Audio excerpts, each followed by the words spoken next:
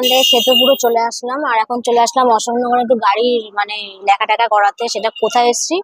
3 নম্বর স্টেডিয়ামের সামনে এসছি। আর গাড়িটা একটুখানি আজকে একটু ঠিকঠাক ভাবে দিয়ে যাবো, তার কারণ হচ্ছে নাম লেখাবো, স্টিকারিং করবো, সেগুলো করবো বলেই আজকে 2 দিন ধরে এখান থেকে ঘুরে গেছি। দাদার দোকানটা বন্ধ ছিল। তো যাই হোক, আজকে ফাইনালি আমরা চলে আসলাম দাদার দোকানে। এই যে, আর ও এখন মানে লেখার সব ভাবটাব গুলো দেখছি, কিভাবে লেখা হবে কি না হবে। তো আগে যাওয়া যাক ভেতরে, ফুটেজটা ভেতরে গিয়ে নেবো।